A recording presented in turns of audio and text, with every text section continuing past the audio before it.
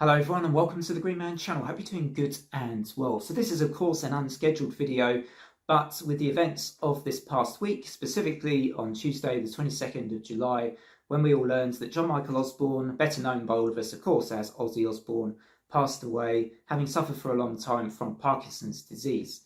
He had also recently performed at the Back to the Beginning concerts on the 30th of June, as we all know. And as it turns out, that is almost certainly now his last farewell to us all. Hugely influential Ozzy, it can't be said enough. I have already seen lots of tributes myself and read lots of pieces about, people's memories of Ozzy, what he meant to them.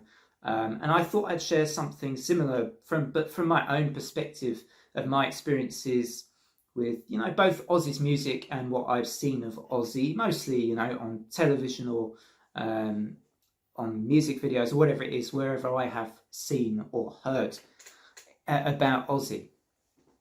And for me, he was so unique, and there will never be another Ozzy Osbourne, and there should never be another Ozzy Osbourne.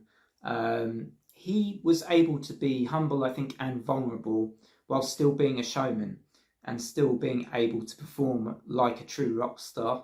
And I think that something that is often lost in the modern era is that ability to show more than just a sort of a front of, showmanship and confidence, but also to be able to show a different side, a side that is more relatable to everybody, that is vulnerable, that shows that, all of us have big hurdles in life to get through, and sometimes they aren't easy to negotiate. And there was something about Ozzy that kind of translated that into a real experience for me. There is not anything fake about Ozzy Osbourne. He, to me, was always kind of true to himself.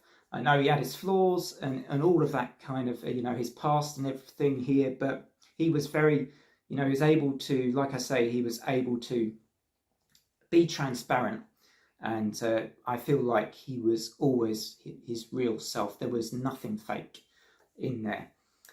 So this video, obviously, as well as a small tribute, as per the thumbnail, I have also said that I would share 5 of my favourite deep cuts from Ozzy, because I think a lot of people know Ozzy's famous songs, but perhaps there are a few songs that if you're only vaguely familiar with Ozzy's music, or you're new to his music and you're getting to know it now and you're really enjoying it, then maybe it's worth exploring all the songs on his albums and not just listening to those, maybe those famous singles online, or just downloading the odd song, making sure you listen to a full album from Ozzy. I love all his 80s records, and I grew up with them in my teenage years.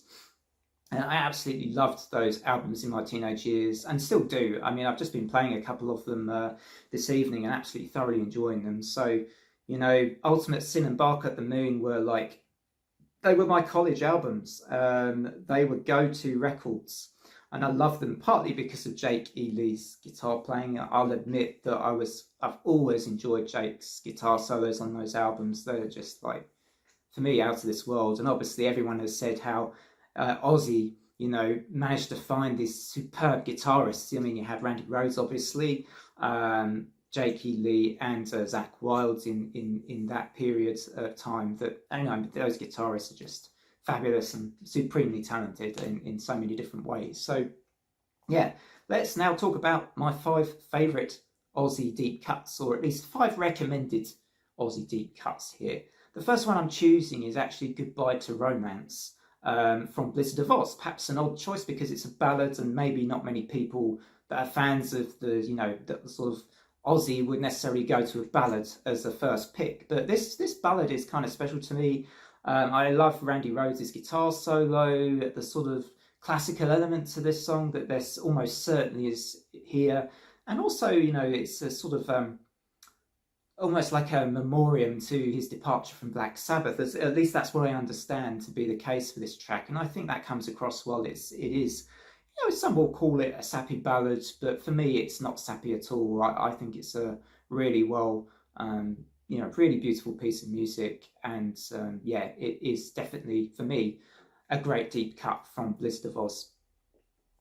Next up, I'm talking about a track from Bark at the Moon, which has always been one of my favourite tracks from Ozzy. Waiting for Darkness, the closer, the sort of side two closer from Bark at the Moon. You know, an album which I personally really thoroughly enjoy. Would always be very high up if ever I do an Ozzy Osbourne ranking. I just think it's a great song, really catchy. Kind of has the sort of very sort of 80s rock chord progression, I think, in that track. Very sort of memorable chorus. I love it when Ozzy sings, "I know what they'll find, it's in their minds," and just it's great. I really enjoy the way he sings that track. So yeah, that's my next pick, which is Waiting for Darkness from Bark at the Moon.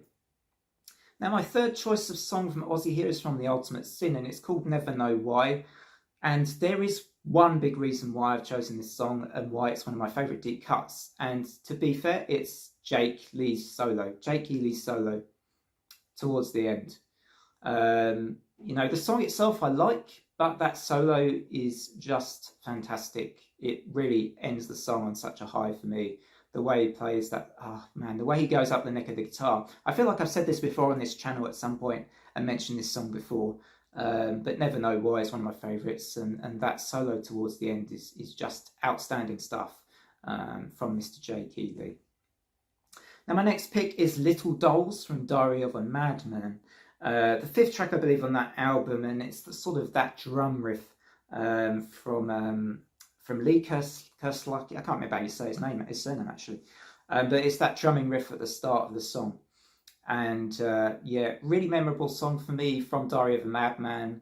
Another one that's sort of, you know, I can remember enjoying a lot. I think when I was at university, I really enjoyed listening to Little Dolls from Diary of a Madman. So that's my fourth pick.